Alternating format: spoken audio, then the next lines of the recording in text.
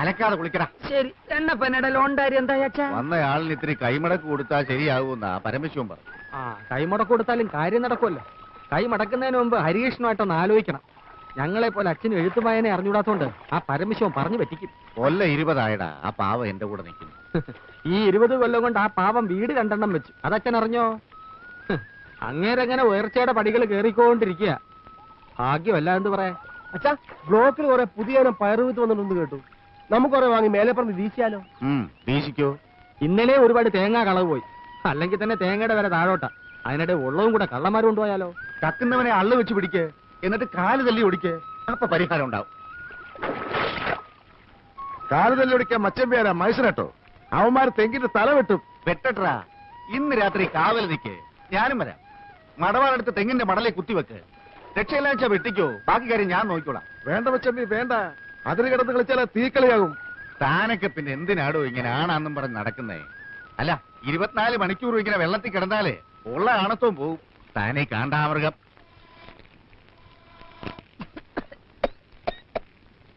അമ്മേ എന്താ വെന്തോ? വേഗമ്പഴേ മണിയടിക്ക. മോനങ്ങ് പോ. വല്ലാതെ വിശക്കുന്നുണ്ടല്ലേ? പകൽ നേരത്ത് ഒന്ന് പുറംപണി ചെയ്യാൻ ഇവിടെ ഇഷ്ടം പോലെ ആൾക്കാരുണ്ട്. ഇവിടെ താമസിച്ച് പണിയാനാണ് അമ്മേ ഒരാളെ കിട്ടാത്തത്.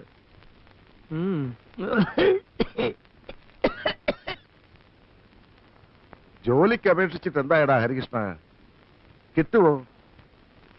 ഈ വീട്ടിൽ നിന്ന് രക്ഷപ്പെടണമെങ്കിൽ എനിക്കൊരു ജോലി കിട്ടിയേ പറ്റൂ. പ്രൈവറ്റ് എങ്കിൽ പ്രൈവറ്റ്, പബ്ലിക് എങ്കിൽ പബ്ലിക്. ഞാൻ ചാടും. നീ ഒരു ജോലിക്ക് കയറുന്ന ഞാൻ കണ്ടസാടാ. നീ ധൈര്യമായിട്ട് കയറ്. വീട് വിട്ട് പുറത്ത് ജോലിക്ക് പോകുന്നത് അച്ഛൻ ഇഷ്ടാവോ എന്തോ? ഏതായാലും അച്ഛന്റെ സമ്മതം കൂടി അറിഞ്ഞിട്ട് പോരെ. ഇങ്ങനത്തെ ഏട്ടന്മാരുണ്ടാവുന്നതിലും നല്ലതേ ജനിക്കാതെ ഞാനൊക്കെ ഗർഭത്തിലേ തൂങ്ങിച്ചാണമായിരുന്നു. നാശം.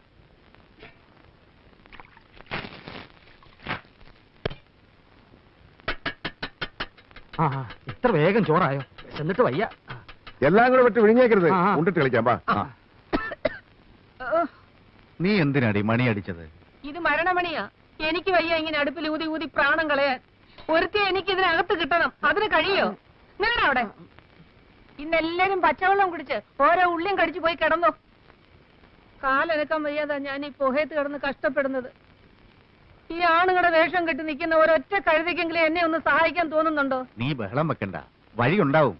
എത്ര ആലോചന ഈ വീടിന്റെ പടി കടന്ന് വന്നതാ. ഒരുത്തിനെങ്കിലും ഒരു പെണ്ണിനെ കെട്ടിക്കൊണ്ട് വരാൻ തോന്നിയോ? ആ പറഞ്ഞ എന്നെ കൂടെ ചേർത്തല്ലേ? ഞാൻ കെട്ടില്ല. കെട്ടാൻ വെച്ച പെണ്ണ് കെട്ടിന്റെ തലേ ദിവസം വേറൊരു കോന്തന്റെ കൂടെ ഒളിച്ചോടി പോയത് പെങ്ങക്കറിയാലോ.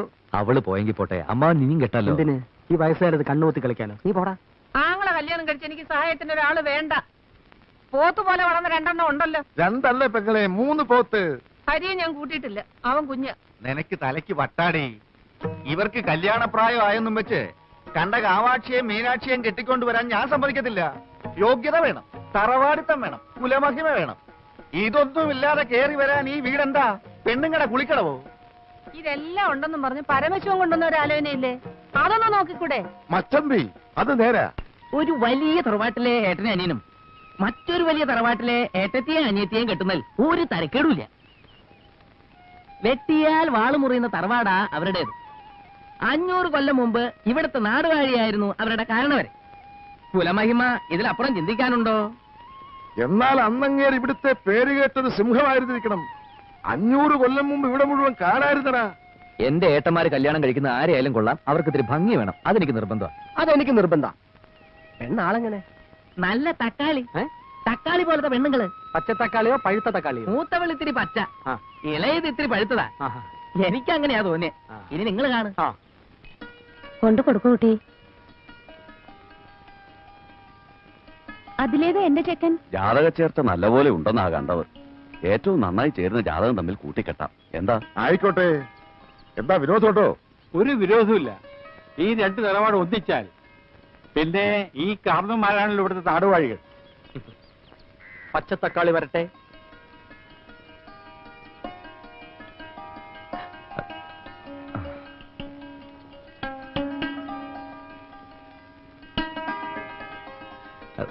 ഞാനാ നീന, ഏട്ടന്മാര് വരാ. അയ്യോ, പരിചയപ്പെടുത്താനങ്ങ് മറന്നുപോയി. മൂത്തവൻ അവൻ ജയകൃഷ്ണൻ, 2ാമനായി ഇവൻ ഗോപികൃഷ്ണൻ. നേരെയൊക്കെ നോക്കി കണ്ടോടാ.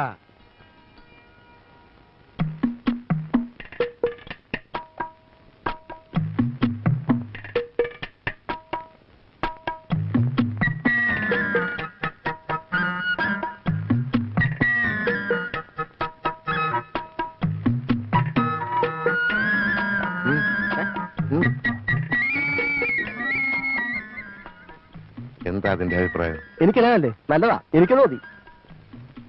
നിന്റെ കാര്യം എങ്ങനെ? എനിക്ക് ഇളയതിനെ മതി. എടാ നിനക്ക് പറഞ്ഞു വെച്ചിരുന്ന മൂത്തേനെയാ. അതിനെനിക്ക് വേണ്ട. അതിന് മൂപ്പിത്തിരി കൂടും. അമ്മാവിന് ഇതിൽ ഇടപെട്ട് എന്റെ കാര്യം കലക്കരുത്. ഇത് നടന്നില്ല, എനിക്ക് ഇനി വിവാഹമേ വേണ്ട. എന്താടി ഇരുന്ന് മോങ്ങുന്നത്? എന്താണെന്ന് അവർക്ക് ആ രണ്ടുപേരും വേണ്ടെന്ന്. രണ്ടിനും പഠിപ്പില്ല അത്രേ. അത്ര നിർബന്ധാണെങ്കിൽ ഇളയവനെ കെട്ടിക്കൊള്ളാൻ നിർത്തി. അപ്പൊ മൂത്തവൾക്കും അവനെ തന്നെ വേണം. പുറത്ത് അതിലും വലിയ പ്രശ്ന. രണ്ടാൾക്ക് ഇളയതിനെ മതി, മൂത്തതിന് ആർക്കും വേണ്ട. ഞാൻ എന്താ ചെയ്യാ? ഇവളുമാർക്ക് ഇത്രയും ബുദ്ധിയില്ലാണ്ടായല്ലോ. ഇത്രയധികം സ്വത്തുള്ള കുടുംബത്തിൽ നിന്ന് ഇങ്ങനെ ഒരു ആലോചന ഇതിനു മുമ്പ് വന്നിട്ടുണ്ടോ? ഞങ്ങൾക്കുള്ള സ്വത്തൊക്കെ മതി. അത് ഒന്ന് 8ാം ക്ലാസ്സും ഒന്ന് 7ാം ക്ലാസ്സും. നേരം വേണം പേരിന്റെ സ്പെല്ലിംഗ് പോലും പറയാൻ അറിയില്ല.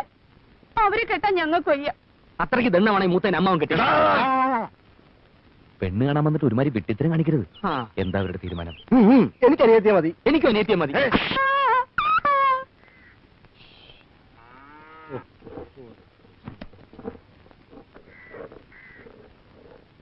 ഈ കല്യാണമെങ്കിലും നടക്കുമെന്ന് എഴുതി, അതും കലങ്ങി. ഇനിയിപ്പോ എന്താ ചെയ്യാ?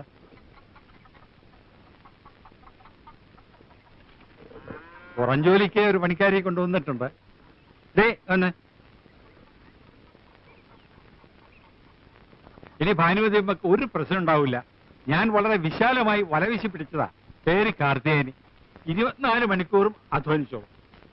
ചിലവും താമസവും കഴിഞ്ഞ് മാസാമാസം ഒരു 100 രൂപ കയ്യിൽ വെച്ചു കൊടുത്താൽ പരമാനന്ദം. കാർത്തിയാനയുടെ വീട് എവിടെയാ? വടക്കാടെന്നാണ് അവള് കാണിച്ചതിന്റെ അർത്ഥം. വിശ്വസിക്കാവോ? വിശ്വസിക്കാവുന്നത് കൊണ്ടല്ലേ കൊണ്ടുവന്നത്. നമ്മുടെ പഴയ തഹസിൽദാരുടെ വീട്ടിലായിരുന്നു കുറെ കാലം. എന്നാൽ ഈ മുളകൊക്കെ നന്നായിട്ട് അരച്ചേ, എന്നിട്ട് അകമൊക്കെ നന്നായിട്ട് അടിച്ചു വാരി തുടയ്ക്കണം. തൽക്കാലം അടുക്കള കയറണ്ട. ജോലിയൊക്കെ ഒന്ന് വൃത്തിയാകുമ്പോ ഞാൻ പറയാം, അപ്പൊ കേറിയാ മതി. എന്നാലും ഉദ്ഘാടനം നടക്കട്ടെ. നേരം വണ്ണം നിന്നാൽ നിനക്ക് നല്ലത്. എനിക്ക് എത്ര പറയാമോ? അരക്കണോ അല്ലേ? ഇപ്പൊ അരക്കാം.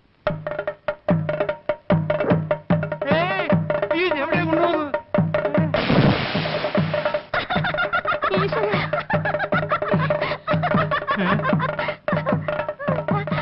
പൗഡർ ഇട്ടേരാട്ടോ.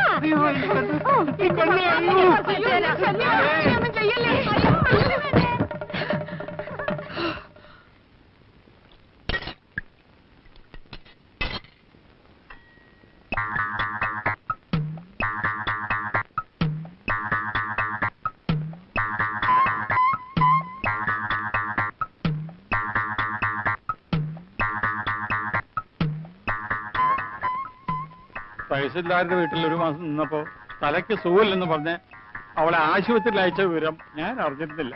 അവരെപ്പോഴും അവിടെ നിന്ന് വിട്ടത്? അതും വിട്ടതല്ല അത്രേ. സുഖമെന്നും പറഞ്ഞ് അവളെ ഇറങ്ങി പോകുന്നതാ. അവളെ അമ്മിക്കലെടുത്ത് തന്റെ തല ഇട്ടിരുന്നെങ്കിൽ ഈ കഞ്ഞി ഞങ്ങൾക്ക് തന്നെ 16 ലിറ്റർ കുടിക്കായിരുന്നു. അതെ. എന്നിട്ട് അമ്മക്കുട്ടി കിട്ടിയോ? അത് ഞാൻ മുങ്ങി എടുത്തടാ. ഭാഗ്യത്തിനത് പൊട്ടിയില്ല.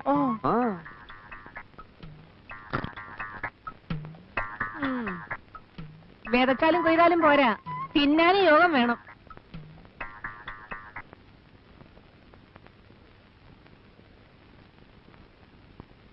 നീ ഉറങ്ങിയോടി?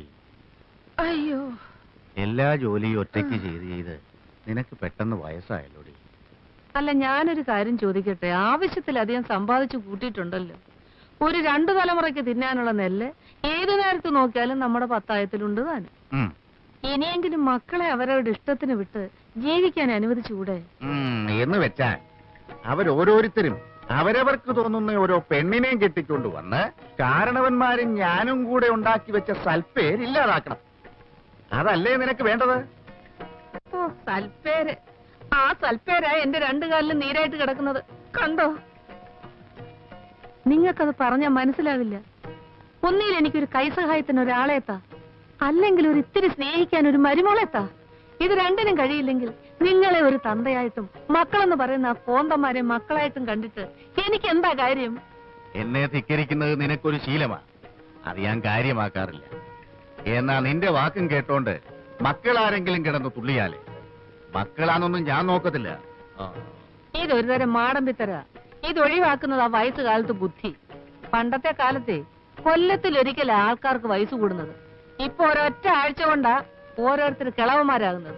ഈ മനുഷ്യന്റെ മനസ്സൊന്നും മാറുന്നില്ലല്ലോ ഭഗവതി.